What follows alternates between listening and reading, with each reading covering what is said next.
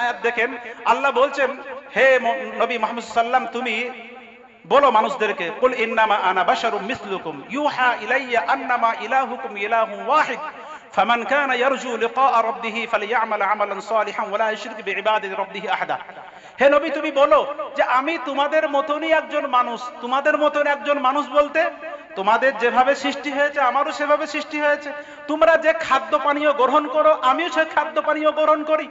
মক্কার কাফের মুশরিকরা আল্লাহর রাসূলকে নবী হিসাবে মানছিল না কয়েকটা কারণে। তার মধ্যে একটা, যে ইয়ামশুনা ফিল আরদ ইয়ামশুনা ফিল আসওয়াক, যে আমরা যেভাবে খাওয়া দাওয়া করছি নবী সেইভাবে খাওয়া দাওয়া করে।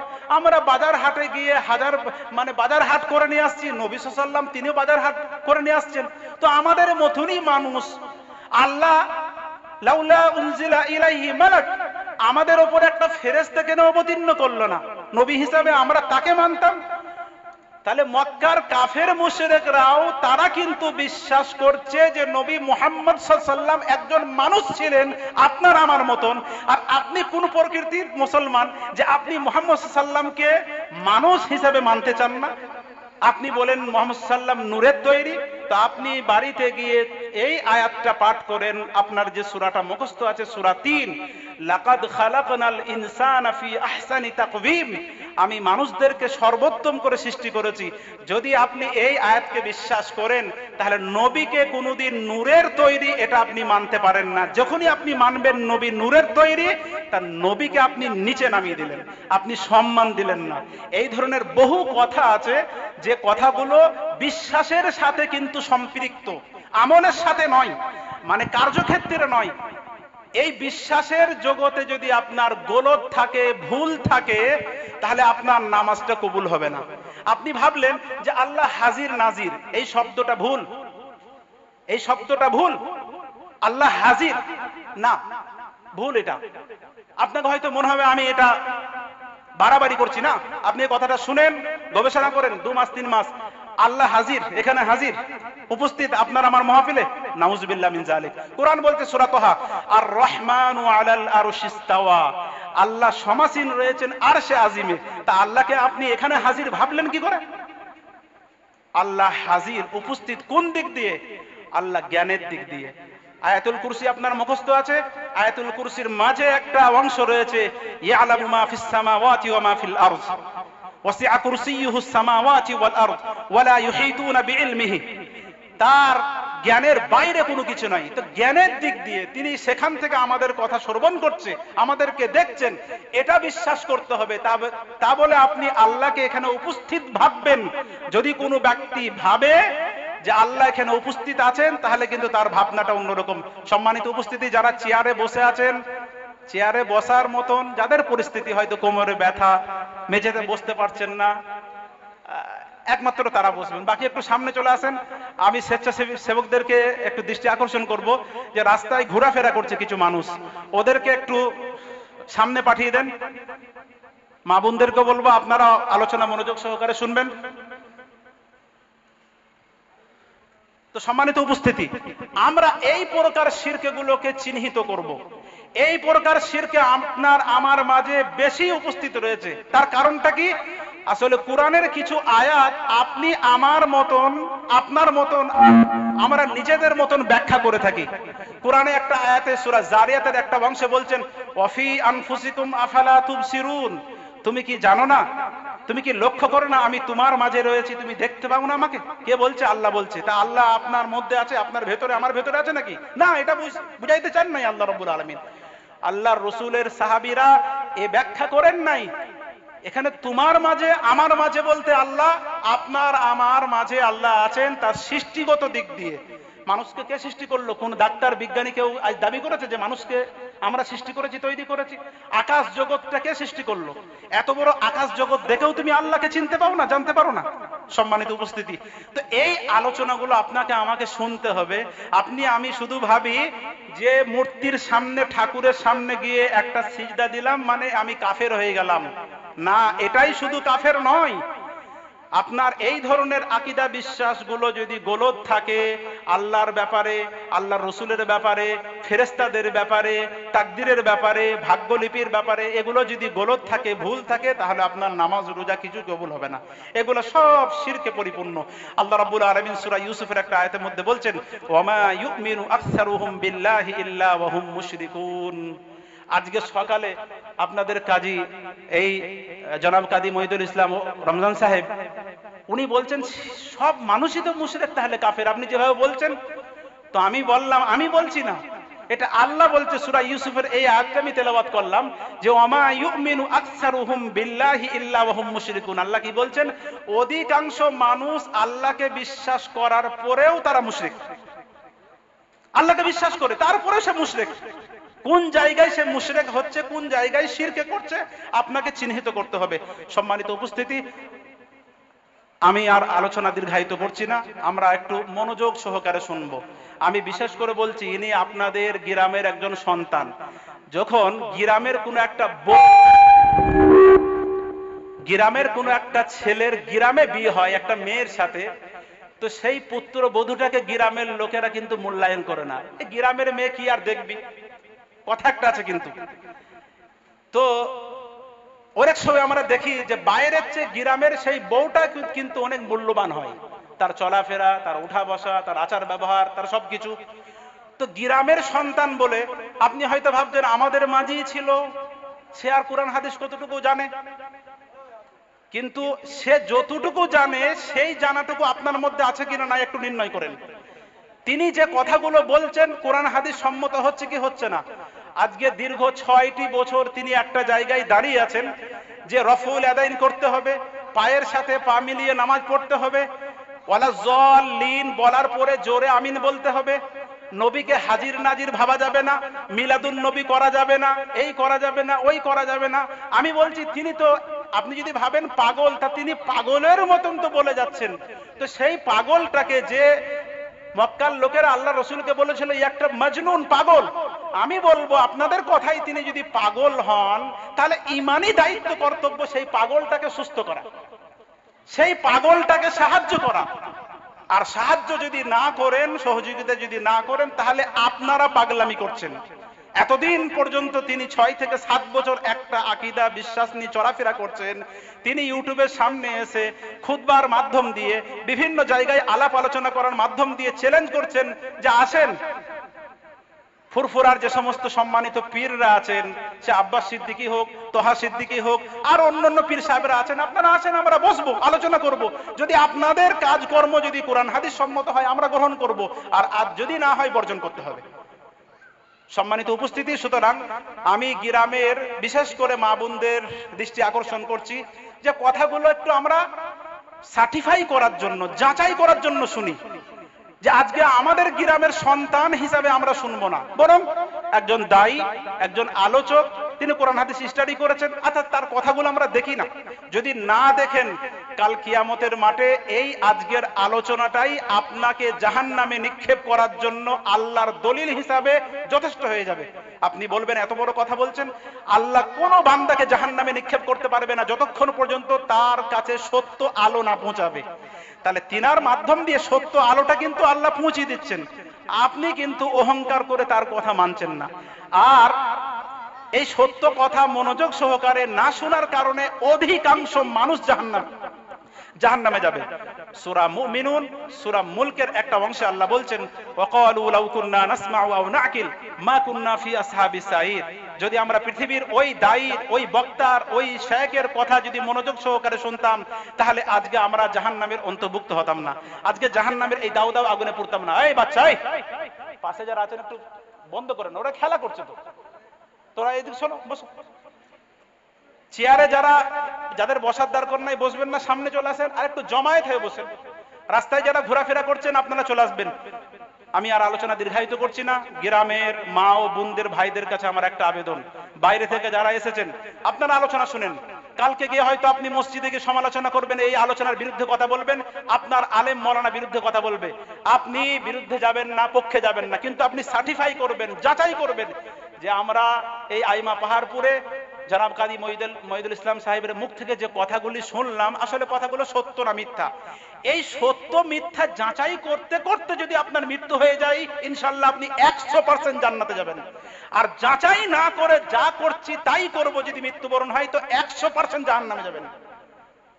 আপনার যদি এই আজকের আলোচনা থেকে শুনে যদি আপনি এরকম চিন্তা ভাবনা নেন যে যে কথাগুলো ইনি বলছেন বা আমরা বলছি সত্যিকার অর্থে ফুরফুরার ওই পীর সাহেবরা এই যে কথাগুলো বলছে, কাজগুলো করছে, এগুলো কোরআন হাদিস বিরোধী, আপনি যাচাই করতে আরম্ভ করলেন, তাহলে কিন্তু ইনশাআল্লাহ আপনি জান্নাতে যাবেন। আচ্ছা, সম্মানিত উপস্থিতি, তো আপনাকে যাচাই করতে হবে। আর যাচাই না করে যদি আপনি মৃত্যুবরণ করেন, তাহলে কিন্তু অবস্থা আপনার খারাপ হবে। সম্মানিত উপস্থিতি, আমরা সকলে মনোযোগ সহকারে আলোচনা শুনবো, আলোচনা শ্রবণ করব। আল্লাহ রাব্বুল আলামিনের কাছে দোয়া করি, আল্লাহ রাব্বুল আলামিন আমাদের সকলকে কোরআন এবং সুন্নাহকে যাচাই করে, পরখ করে, তদনুযায়ী আমল করার তৌফিক দান করেন, আল্লাহুম্মা আমিন। সম্মানিত উপস্থিতি, এখন আপনাদের সামনে জনাব কাজী মঈদুল ইসলাম ওরফে রমজান সাহেব আলোচনা করার জন্য আসছে। আমরা সকলেই তার আলোচনা শুনব। আপনারা যে যেখানে আছেন সকলেই আমরা স্টেজের সামনে চলে আসেন। আমি যারা ভলেন্টিয়ার্স হিসাবে কাজ করছেন, স্বেচ্ছাসেবক হিসাবে, আমাদের বিশেষ করে আলম ভাই, আরো যে সমস্ত শফিক ভাইয়ের যারা আছেন, একটু লাইব্রেরির সামনে দেখেন কিছু লোক হয়তো দাঁড়িয়ে আছে, বা আরো বিভিন্ন অলিতে গলিতে দাঁড়িয়ে আছে, একটু দয়া করে সবাই ডেকে নিয়ে চলে আসেন, জমায়েত করেন।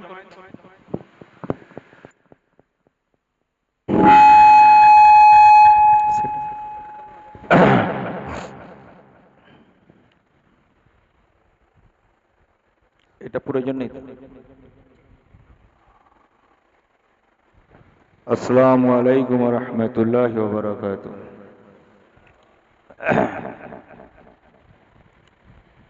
ঠিক আছে, আওয়াজ এটার সাথে কোনো একই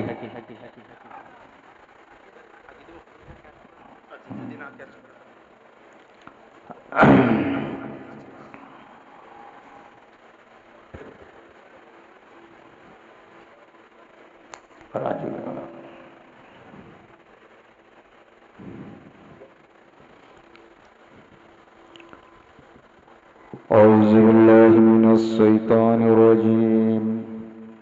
بسم الله الرحمن الرحيم.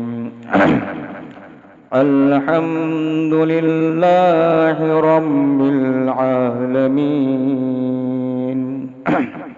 والصلاة والسلام على خير المرسلين محمد النبي الأمي وعلى آله وصحبه أجمعين.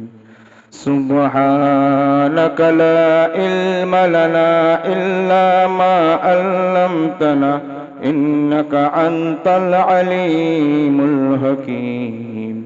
رب اشرح لي صدري ويسر لي أمري واحلل عقدة من لساني يفقهوا قولي.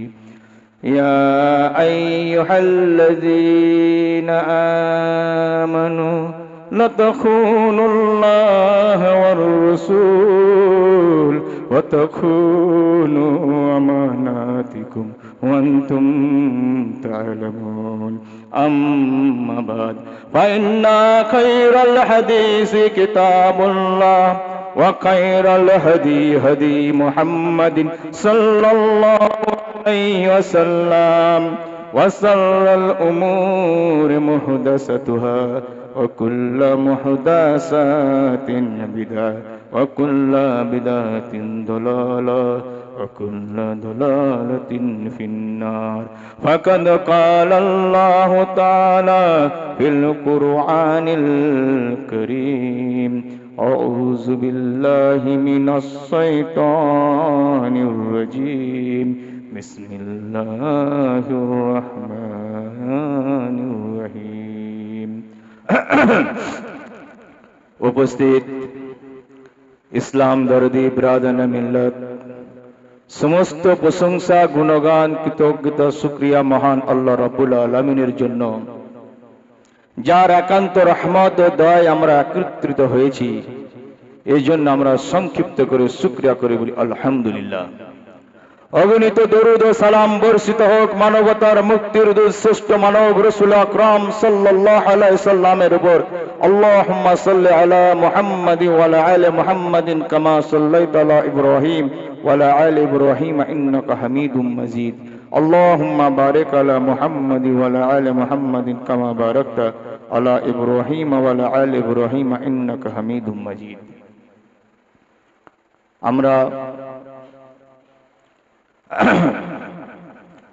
এতদিন ধরে এই আইমা পাহাড়পুর গ্রামে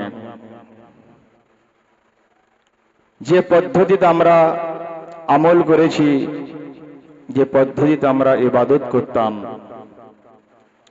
আজকে সেটা অনেক রদবদল হয়েছে। তার কারণটা কি? সর্বপ্রথম যখন, যেহেতু আমি এই গ্রামের ছেলে, আমি খুব আলেমদেরকে সম্মান করতাম, খুব ভালোবাসতাম, এখনো বাসি। তাহলে যদি আমার পথ যদি ভুল হতো, যে আলেমদের সাথে আমি এতদিন উঠা বসা করেছি, হর মসলা হর মামলা আমি তরজমা করতাম, তাহলে আজকে আমার যদি পথ দিশা যদি ভুল হতো, আমি এতদিন ধরে সত্যিকারের যে আলেমদেরকে ভালোবাসতাম, তার সুখ দুঃখে আমি থাকতাম। আর আমাকে যদি সে সত্যিকারের যদি ভালোবাসতো, তাহলে আমার পথটাকে গোপনে হোক, ওপেন হোক, যে কোনো বাইরে যে কোনো জায়গাতে আমাকে একবার কমসে কম নসিহতটা করা দরকার ছিল। আমি মানবো কি না মানবো আমার এটা ব্যক্তিগত ব্যাপার ছিল, ওটা আমার ব্যক্তিগত ব্যাপার। তাহলে আমাকে একবার বোঝানো দরকার ছিল যে আমি ভুল পদক্ষেপ নিচ্ছি কি জাহান্নামের অধিবাসী হচ্ছি। হয় আমাকে বোঝানো দরকার ছিল, না হলে বোঝার দরকার ছিল। দুটোর একটা ফয়সালা করাতে, এটা হচ্ছে আলেমের দায়িত্ব ছিল। নেতা ইনারা দাবি করেন আমরা আল্লাহর রসুলের ওয়ারিস বলে দাবি করেন, তাহলে আল্লাহর রসুলের ওয়ারিসের দায়িত্ব কি? তাহলে সেটা আমাদেরকে একটু চিন্তা ভাবনা করা দরকার। কোন যদি দুনিয়াবিক নেতা যদি কোনো ধোঁকা দেয় মানুষকে, সেই নেতাকে আমরা ধরতে যাই, সেই নেতার পিছনে আমরা দৌড়াই, তার নেতার পিছনে আমরা কমপ্লেন করি, সেই নেতার বিরুদ্ধে আমরা আন্দোলন করি, সেই নেতার বিরুদ্ধে আমরা সংগ্রাম চালাই, না এ আমাদেরকে লুট করেছে, আমাদেরকে ধ্বংস করেছে, আমাদেরকে ক্ষতি করে দেওয়া হয়েছে। এটা দুনিয়াবিক মামলা। এই দুনিয়াবিক মামলার মধ্যে এটা এইভাবে আমার জীবনটা কেটেও যেতে পারে, হয়তো আমার ফের পরিবর্তনও ঘটিয়ে যেতে পারে। কিন্তু ওই নেতা যখন ফের নেতৃত্ব থেকে যখন হটে যাবে, আজ নেই তো কাল নেই তো পরশু, যখন হোক ফের ওই নেতা একদিন না একদিন আমার কাজে লাগবে। কেন? আমি এরিয়ার মানুষ। সে নেতৃত্ব হয়তো ভুলে গেছে, নেতৃত্ব হয়তো পদের ক্ষমতায় হয়তো সে বেখেয়াল হয়ে গেছে। মানুষ হয় না, মানুষের কাছে যখন দৌলত আর পাওয়ার থাকে তখন সব মানুষকে সবাই বুঝতে পারে না। ঠিক এই রকমও হতে পারে, হয়তো আগামী দিন সে কিন্তু কাজে লাগবে। এটা হচ্ছে দুনিয়াবি নেতার কথা বুঝালাম সরকারে। এবার পরকালের নেতা, যেটা আমাদেরকে আলেমের ওয়ারিস বলে যারা দাবি করে, আর দাবি করার পর সাথে সাথে তারা ফতোয়া দেয়, মানুষকে বোঝায়, উনিও একটা নেতা, নেতৃত্ব দেয় মানুষকে। আর সেই নেতৃত্বের মধ্যে যদি পরকালকে যদি সে ধোঁকা দেয়, তাহলে আমাদের দায়িত্বটা কি? এই বিষয়ে কিন্তু আমরা বুঝতে পারি না। এই বিষয়টা আমরা কোনো দিনের জন্য চিন্তা করেছি কি? আমরা যে এত পরিশ্রম করে খাচ্ছি, এত পরিশ্রম করে টলি টেনে এ টেনে যেমন করে হোক বাইরে বিদেশ থেকে যেভাবে রুজি রোজগার করে যেভাবে আল্লাহ তাআলা আমাদেরকে করার ক্ষমতা দিয়েছেন, আমরা সেইভাবে করে পয়সাকে একট্টা করে এসে আমরা সেই নেতাকে, যে আমরা রসুলের ওয়ারিস আর সেই আলেমকে আমরা নেতা বলে যে আমরা প্রাধান্য দিয়ে ইমাম বানিয়েছিলাম, সেই ইমামের দায়িত্বটা কি? আগে এটা বোঝা দরকার। নেতার বেলায় যদি এত পাওয়ারফুল হয়, কিন্তু এই নেতা কিন্তু কাজে লাগবে দুনিয়াতে, আজ নেই তো কাল।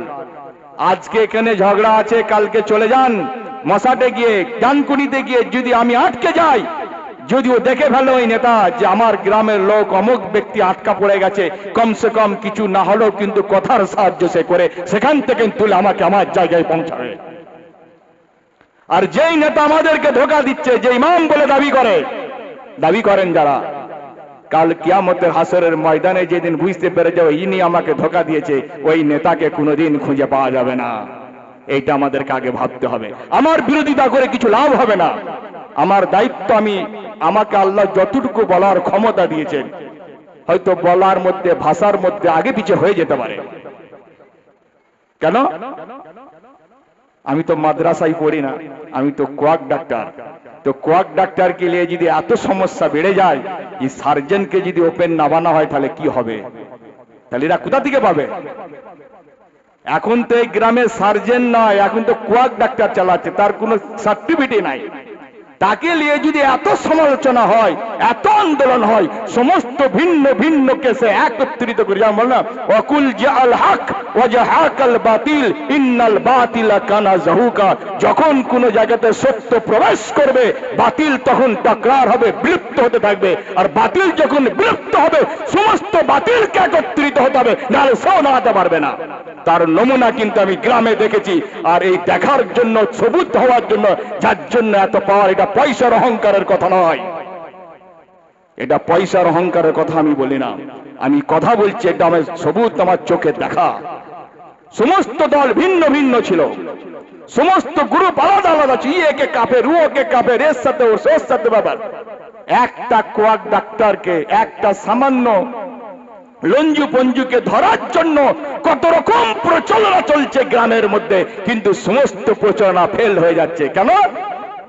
ওই জন্য আল্লাহ সুবহানাহু ওয়া তাআলা বলছেন, আল্লাযীনা আমানু ইয়াকাতিলুনা ফি সাবিলিল্লাহ ওয়াল্লাযীনা কাফারু ইয়াকাতিলুনা ফি সাবিলিত তাগুত ফাকাতিলু আউলিয়া আশ-শাইতান ইন্না কাইদাশ শাইতানি কানা যাইফা।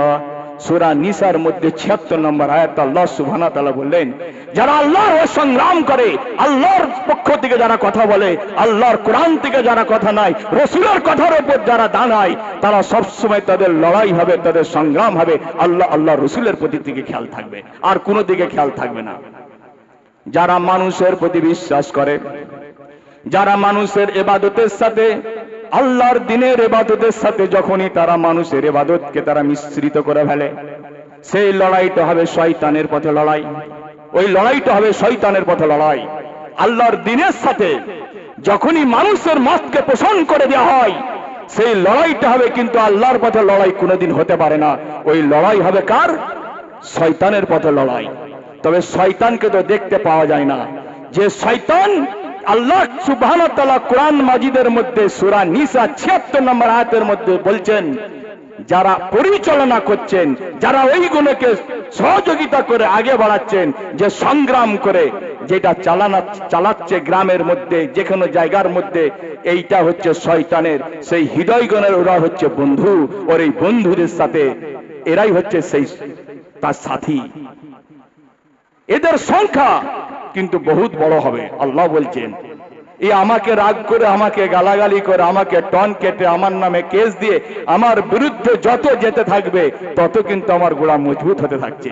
সেই থানা থেকে নিয়ে, এ থেকে নিয়ে, এসপি, যে পজিশন যাই যাক না কেন, কিন্তু আমার কাছে তাহলে কিছু একটা আছে, এটা তার দলিল, এটা আমার আরো গর্ব হচ্ছে, কিছু একটা ব্যাপার আছে, তাহলে আমার পথ কিন্তু সত্য অবলম্বন আমি করে নিয়েছি। যার জন্য এত অসুবিধা হচ্ছে, অসুবিধার মধ্যেও কিন্তু একটা আনন্দ আছে। কেন? সে রাস্তাটা আমরা দেখে ফেলেছি, দুনিয়াতে আসবে না। কিন্তু দুনিয়াটা কত, আর কদিন, আর খুব জোর আল্লাহ, কালকেও শেষ, নেই তো 1 বছর, নালে 5 বছর, নালে 10, নালে 15, বাস তারপরেই শেষ। তারপরে কিন্তু চেঞ্জে থাকতে পারা যাবে, এইটা বিশ্বাস নিয়ে। যার জন্য আল্লাহর দ্বীনের পথে আমাদের এই লাইনে নাবার কথা নয়, আমরা তো সোনার লাইনের লোক।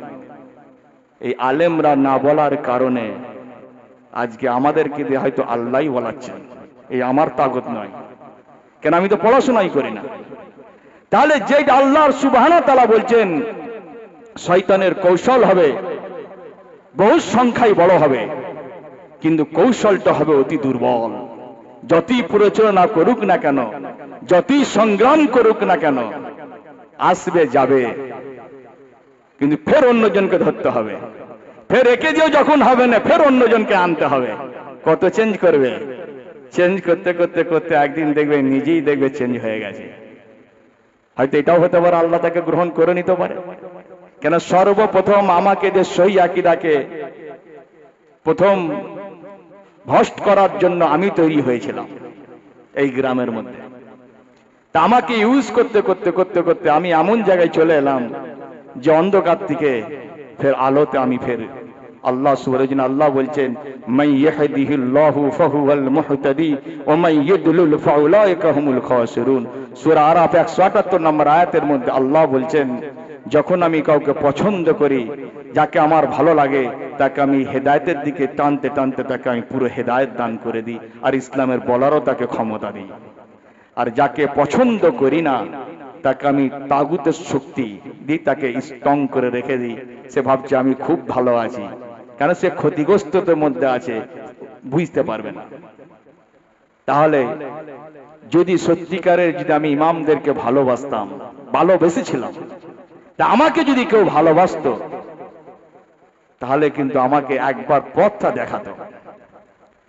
কিন্তু পথ না দেখিয়ে এত সংগ্রাম, এত আলোচনা, এত মিটিং, এত সমালোচনা, এ কিছুই কাজে লাগবে না। দিন হয়তো আমি হয়তো আজ নেই তো কাল চলেও যেতে পারি। হয়তো ভাবছি যে একটা কি শেষ করে দিতে পারলি সব কাজ। আল্লাহ এর থেকে ভয়ঙ্কর রমজানকে ফের দাঁড় করে দেবে। এটা আল্লাহর দিন, এটা রমজানের নয়। এ সম্পত্তি আমার যদি হতো, এটা আমার ব্যাপার হতো। আমার কোম্পানি আছে, আমার কোম্পানির মধ্যে ওটা কানুনটা আমার চলে, ওটা আলাদা কথা। ওর মধ্যে কেউ কথা বললে সেখানে হতে পারে, এটা রমজানের ব্যাপার। কিন্তু দিন তো আমার নয়, এই তো আমার সম্পত্তি নয়। যে বলতে পারবে আল্লাহ তাকে দিয়ে বলাবে, আল্লাহ যাকে চাইবেন তাকে দিয়ে বলাবেন। তাহলে এই আলেমদেরকে যে আমার পথকে যদি ভুল, তাহলে একবার দেখানো দরকার ছিল। এ চ্যালেঞ্জ করে চলে যাওয়া, চ্যালেঞ্জ করে, আমি তো আর গ্রাম থেকে চ্যালেঞ্জ করে যেতে পারি, আমি তো এইখানেই আছি, আমি তো এইখানেই আছি। তাহলে আমার দিনটা কি, রসুলের দিন কি? তাহলে আলেমদেরকে বসে তো আমাকে বোঝানো দরকার ছিল, এত লোককে না পারলেও। কেননা জানে যদি বুঝাতে যায় তাহলে আমি না চলে না যাই, আমি না চলে না যাই, যাকে তাকে তো বুঝাবে না। আর আমরা যাকে তাকেই বুঝাবো কেন? আমি করব, আমি বলবো আল্লাহর কথা, রসুলের কথা, আল্লাহ যতটুকু বলিয়েছেন, একটা হোক দুটো হোক। হয়তো আপনি পড়তে পারেন, 1 থেকে 100 তালা পড়তে পারেন, অসুবিধা নাই। আপনি হাদিস অনেক জানতে পারেন, আপনার ডিগ্রি আছে, আপনার সার্টিফিকেট আছে, আপনার বহু কিছু আছে, হতে পারে। কিন্তু সিঁড়ি থেকে যখন আপনি উঠতে আরম্ভ করবেন 100 তালায়, তাহলে আপনাকে আগে এক শ্রেণীতে পড়তে হয়েছে 2, 3, 4, 5, 6, 7 করে 100 গেছেন আপনি। আর আপনি যখন একটা সিঁড়িতে পা দিবেন, তখন আমি ওখানটাকে একটা বেড়ি মেরে দেবো। ওই বেড়িটা খুলতে গেলে না, ওই 100 তলায় যেতে ভারী পড়ে যাবে। আর যে চলতে আমাকে হাদিস শোনাবার প্রয়োজন হবে না। কেন? মানুষের মিশ্রিত, এই জন্যই ওনারা আসছেন না। আসার যাওয়ার তো এখানে দরকার নেই, আমরা তো পাশাপাশি আছি। চলতে ফিরতে যে কোনো বাহানায়, যে কোনো ওসিলায় দাওয়াত তো পৌঁছানো যাবে। যে আমার পথটা ভুল, একবার দেখে দিক। খালি বলছে আকিদা খারাপ, আকিদা খারাপ, ইহুদি, দালাল, অমক তমক, একরকম বলে, এটা তো ইসলাম প্রচার নয়। তাহলে এখন বোঝা যাচ্ছে কি, মুসলমান কোরআন পড়ে ইহুদি হয়ে যায়, এটা জানা ছিল না। হাদিসকে আমল করলে ইহুদি হয়ে যায়। আর যদি অন্য জাতি যদি বলে কোরআন পড়ে আতঙ্কবাদী হয়, তাহলে অসুবিধা কোথায়? কেন আলেমরা তো বলবে তো আমরা তো কোরআন নিয়ে তো ঝামেলাই যায় না, ওই জন্য আতঙ্কবাদী বলছে, আমাদের অসুবিধা কোথায়? তাই তো নাকি? যেমন বলে না অন্যান্য নেতারা, বলে না কিছু কিছু নেতা আছে, এগনেস্ট নেতা, বলে যে মুসলমানরা কোরআন পড়ে আতঙ্কবাদী তৈরি হয়, বলে ভালো। কিন্তু আমাদের ইমামদের কোনো রাগ হয় না। কেন হয় না? বলছে আরে আমরা তো এই ঝামেলাটাই যাই না, কোরআন নিয়ে তো আমরা গবেষণা করি না, আমরা তো মানুষের কথাই গবেষণা করি। তাহলে এতে আমাদের তো অসুবিধা নাই, তো বলছে বলুক না। আর যখন আমরা যখন কোরআন জানতাম না, যখন হাদিসের ব্যাপার কিছু জানতাম না, সনদ কাকে বলে, রাবি কাকে বলে, এইসব যখন কিছুই জানতাম না, যা শুনতাম তাই আমল করে ফেলতাম, তখন কিন্তু আমরা ইমানদার ছিলাম। আর এখন যখন এটা বুঝতে আরম্ভ করেছি, আর তখন বলছে এরা ইহুদি, এরা আরএসএস, এরা অমক, এরা তমক, এই তখন তকমা লাগলো। তাহলে আমি বসে বসে চিন্তা করি, তাহলে কোরআন পড়ে মানুষ ইহুদি হয়ে যায়, আর কোরআন পড়লে হাদিস, রসুলের হাদিসকে আমল করলে, জানকারি করলে পারে, তাহলে এখানে দালাল হয়ে যায়। এটা আমাদের জানা ছিল না, আতঙ্কবাদী হয়ে যায়। এই জন্যই ওইটার সাথে এটা বলার মৌকা এই জন্যই পাওয়া যাচ্ছে। কি পাওয়া যাচ্ছে এই জন্যই 100 জন করে, 200 জন করে, 500 জন করে যতই হাত তুলে দোয়া চায়, তো কাবাতে তো দোয়া হাত তুলে সবাই তো দোয়া চাইছে নাকি, কাঁদছে তো, আমাদের আওয়াজ শুনছে না কেন? কাবাতে একসাথে নাই, যে যার সেতার করে দোয়া চাইছে। এই যে এখন আমাদের যে বলা হচ্ছে এত বড় একটা মজলিস, এত বড় মজলিস, কার মধ্যে কি আছে, কে দোয়া চাইলে কার কোথায় কাজে লেগে যাবে বলা যায়। আমরা এই জন্য এটাকে সবের উদ্দেশ্যে অংশগ্রহণ করি। তাহলে আমরা এখানকার কোথাকার? আমরা তো সব বেশিরভাগ তো আল ছাঁটা, বুনের ভাগ দিনই, মকের ভাগ, তমকের ভাগ, সবার সাথে আমরা এক অপরের সাথে জড়িয়ে আছি। তাহলে বেশিরভাগটা তো জড়িয়ে আছি, তাহলে ওই ভাগটাতে যদি সাজা হয়ে যায় তাহলে কি হবে? একবার মানুষ চিন্তা, একজনের জন্য যদি সবার যদি মাফ হয়ে যায়, আর তাহলে বেশিরভাগ যদি এখানে খারাপ থাকে, তাহলে একটা খারাপের জন্য তাহলে সাজাটা তো হতে পারে। আমরা চালাক, ওইটাকে নেব না, আমরা ভালোটাকে খালি নিয়ে নিয়েছি, সহজটা যেটা আছে সেটা নিয়েছি। যা কথা হচ্ছে এটাই মূল কথা, যে আমরা ইবাদত করব কার পদ্ধতি? আল্লাহ রসুল, যারা রসুল বলে ওয়ারিস বলে দাবি করেন, তা সেই রসুলের যারা ওয়ারিস, তাদের দায়িত্বটা কি ছিল, তাদের করণীয় কি ছিল? মানুষের সাথে ইবাদতকে, এই ইসলামকে মানতে গেলে কি করতে হবে, আমি দিনকে জানতে গেলে কি করতে হবে? হেদায়েত আমাকে নিতে হবে কোরআন থেকে, কোরআন থেকে হেদায়েত নিতে হয়। মানুষের কথাতে হেদায়েত হয় না। আমি কোরআন থেকে যতক্ষণ না হেদায়েত হব, কোরআন থেকে যতক্ষণ না বুঝবো, কিছু হলেও কম বেশি পড়তে হবে, না আল্লাহকে চেনা যাবে না। তাহলে কি হবে? আমার পয়সায় যদি কেউ রাজ করে, তাকে আমার অনুগত্য থাকতে হবে, সে সবসময় ধমক চমকের মধ্যে চালাতে হবে, আমার কথা অনুযায়ী তাকে চলতে হবে। কেন? আমার ওপরে কথা বললেই আমি পয়সা বন্ধ করে দেবো, তাহলে তার কোনো দাম নাই। তা সে তার আর যে ইমেজ নিয়ে মার্কেট চালাতে পারবে না। আর যখন তার নিজস্ব পকেটে যখন চলে আসবে, তাহলে তার ইমেজ কিন্তু আলাদা হবে। তার মানে আমাদের বলার উদ্দেশ্য হচ্ছে এটাই, আমাদের পকেটে কোনো কোরআনও নেই, হাদিসও নাই। আমি বলবো, লোক ভয় খেয়ে যাবে, বলবো না ঠিকই, আবার অন্যজন বলবে, আবার ভয় লাগবে, আবার ভয়, এই ভয় খেতে খেতে খেতে খেতে লাস্টে আর হেদায়েত হবে না, দুনিয়া থেকে চলে যাবে। ইবলিস এটাই চাইছে, যে বুঝতে না পারে সত্য কোথায় আছে। এটা হচ্ছে মূল কারণ। ইলজাম, আমরা ইমাম